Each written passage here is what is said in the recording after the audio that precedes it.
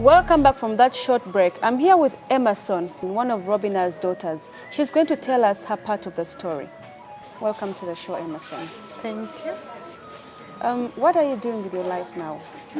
Actually, right now I'm home, but a social work by profession as well as a counselor, because I upgraded in HIV guidance and counseling from TASO. But right now I'm home. I've not yet got a job. Okay. Yes. How has your mother's problem affected you? Her problem has affected us so much because we felt bad. She was like our everything, because she's a single parent. She has been giving us everything in the life. sole breadwinner. Yeah, she has been the sole breadwinner, but with God's grace, I know we shall pass through this time. And right now, we are the one who's supposed to make her feel at home, because she felt disappointed, but still, we shall live on. You being a social worker, I'm sure you've learned how to deal with the situation at hand. Yes. How have your siblings coped up with the situation?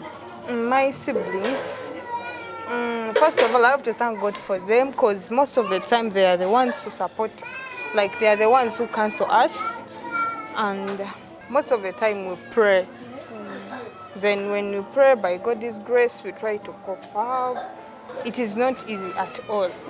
Sometimes we feel like crying, but we cannot cry because she's right now a patient, and crying in front of a patient just breaks her down. Just breaks her down. Okay. All right, then thank you so much for your time, and thank you for looking after Mom. You're welcome. Seeing a parent, guardian, or relative slowly succumb to an illness can be hurting. Robinah's children have firmly but painfully journeyed with their mother through the struggle.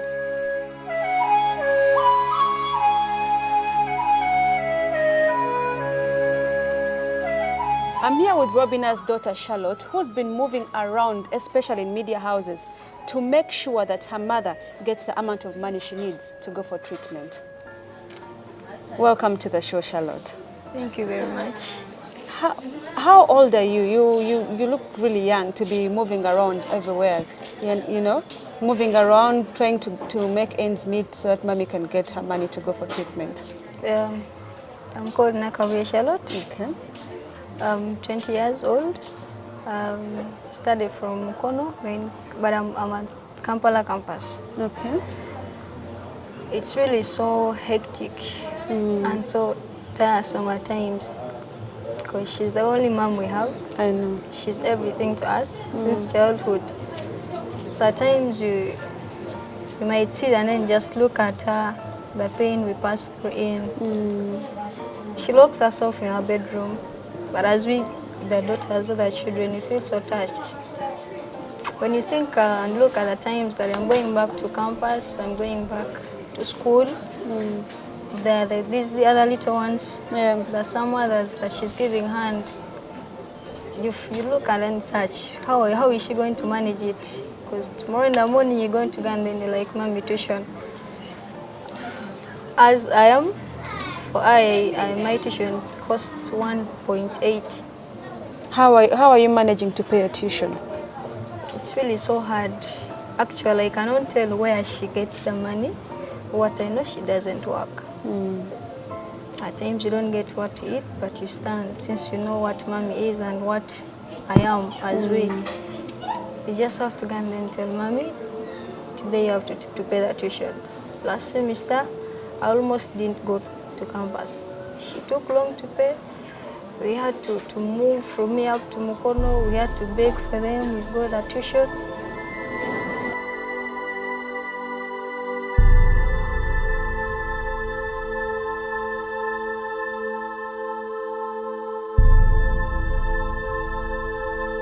The time your mother was supposed to go for the operation in India has elapsed. How did you feel when it came by and passed without you fulfilling? I personally, it was so painful and so hurting.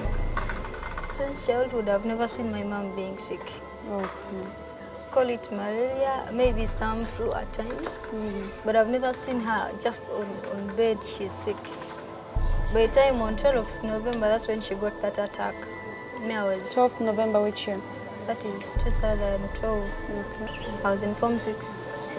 I was sitting for my UNEB. They didn't tell us, but after when we came back, things had changed. When they told me about it, in fact, I felt sick. I couldn't believe it. I looked at her, I could not believe she's the mom. I found her hair was cut. She's not the mommy I left home. So we used to have meetings. Meetings got done. Time reached here, there's no money. I sat with my sisters and brothers, like, people, what are we going to do? Those who are promising, they're not turning back. Meetings, we sit and people don't come. That's how I get to think of, why don't I go out? Because now it's now a year. She can call you and then she's like, I feel like my heart is getting down, it's getting out. She tells you, I'm seeing some cockroaches around, I'm seeing insects, and there's nothing you're seeing. She tells you, I feel like my skin is like a fish's skin. You cry, you pray, and then it gets done. Yet there is no treatment gotten. It really, it hurts. It's not the life that we used to be in. We are so happy Things when have she's changed. working, things have changed. But again, we believe. We shall not lose hope. We know she'll get fine. Though it's a hard moment. Just to finish her done, you're like, God, I wish tomorrow comes and then someone comes and calls you, bring some hope. What keeps you going and hopeful that one day someone out there will come and help your mom and she will be fine, just like the way she was? First of all, I'm a believer. I believe in God. And according to what the doctors explained to us, by December, it has to be by December, but still by now she's still alive. That's why I have hope. I thank God for You that. believe that there's a reason why she's still alive? There's a reason. Yeah. I have to finish my studies. She has to see me when I'm graduating. She has to see my kids in future. I mean, she has to even move away from such a poor place. Yeah. She has to look for some other people, not only me, because I have kids. We have those who follow me. And if at all I came up for this suggestion of such a program, in fact, I really thank NTV so much, because if it weren't so, then it wouldn't have been this chance, and I thank you so much for that. I believe those who are watching, there is something that will come after that. It is not just for fun. I know people that, everyone who is watching us, that you have a heart of mercy, a hopeful heart.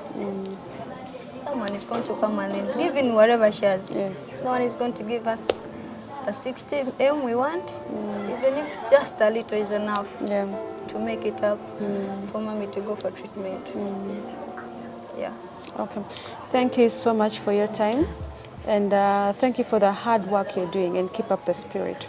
You're welcome. Abandoned with 6 children, a devastating medical condition that has taken a toll on not specifically her, but their general survival as a family. Robinah's biggest worry, like any parent, is not living to see her children thrive.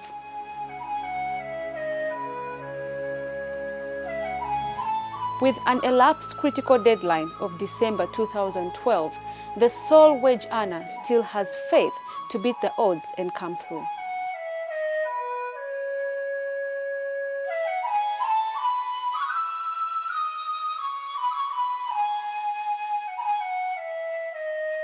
I'm here with Robinah's doctor, Dr. Edgar Muhumuza, a neurosurgeon at Mulago Hospital.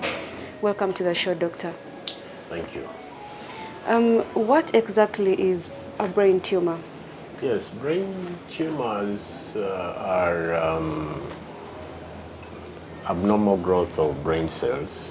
They don't grow normally and develop into tumors. Tumors are basically of 2 types: the benign or non-malignant tumors, and the malignant tumors, which are commonly known as cancerous.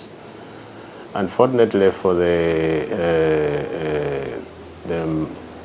malignant tumors, there is no cure, and we can only prolong life by removing, or what we call debulking, removing most of the tumors and leaving the patient able to live a normal life, and then go ahead with what we call radiotherapy and chemotherapy to prevent faster growth of the remaining tumors. The reason why they can't be cured is that they have already infiltrated quite a large area of surrounding them. Whereas the benign tumors are they usually have a clear boundary, and when totally or fully removed, it leads to a complete cure. Now, there are also different brain tumors depending on where they originate and from which cells of the brain they originate. There are also tumors that are common in children and tumors that are common in what? In adults. There are also tumors that sometimes the babies are born with. So tumors, there are different types. The causes, no real known cause of tumors, brain tumors is, no cause of brain tumors is known. That's the biggest dilemma we have when it comes to prevention. You know, prevention is better than cure. However, we know that some run in families. They are can be inherited, or if you had somebody in your family who had a brain tumor, there are high chances that in that same family someone else would get them. Other tumors maybe I didn't talk about are tumors that come from somewhere else. They are not primarily from the brain, what we call metastatic tumors. So from the breast, from the lungs, and move to the brain. Robinah's duration that she was supposed to be operated on, it elapsed. What risk is she going to face? Now, this depends on where the tumor is. I think in her case, it was near the nerves that feed the eyes. So her sight might be affected. It was also around the area that has a gland that controls hormones in the body. She would get some hormonal problems. Things like that. Usually, depending on where this tumor is, then the subsequent problems will occur. Yeah. Apart from India, any other option that you can? We could also try them here. Unfortunately, there are certain things we're able to do now, not able to do well now, but you see, we are improving compared to the past. It's sometimes very hard to build capacity immediately, but thanks to the government, thanks to the hospital, we are now training some neurosurgeons.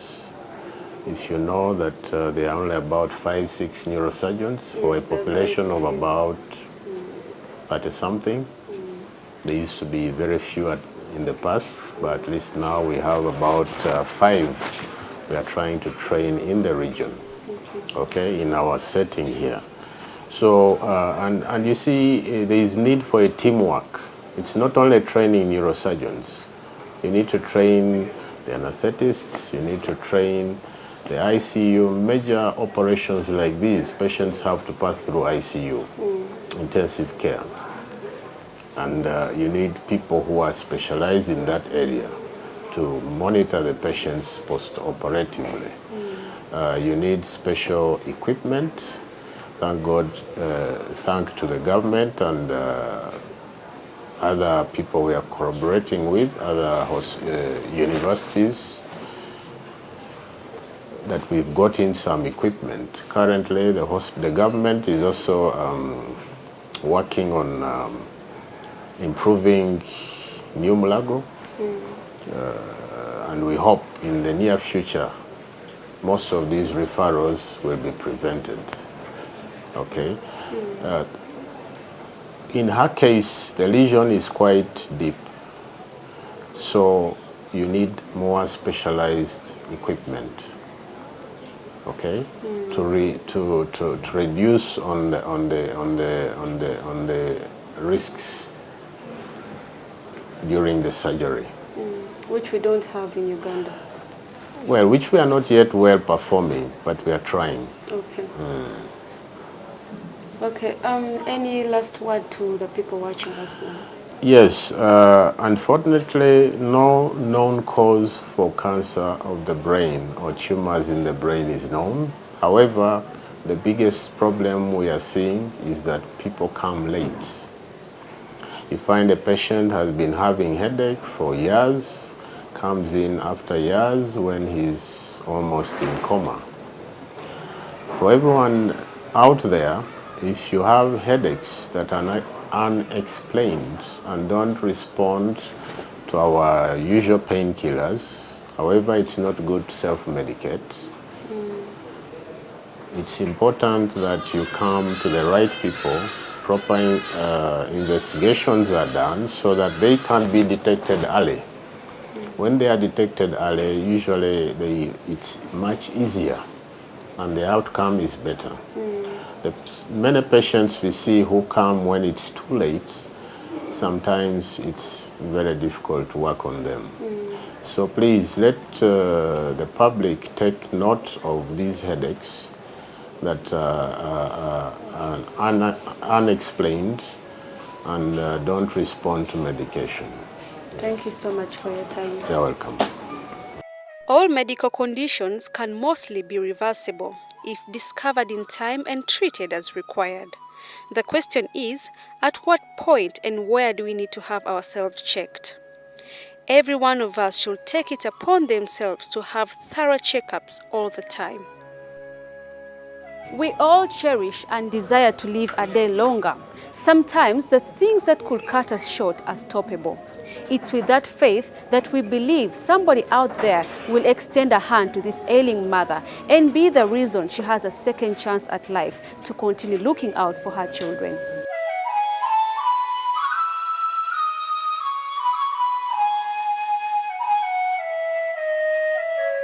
It was a pleasure having you join us on this episode of Life Stories. Until next time, I'm Zuena Chiremasali. Goodbye.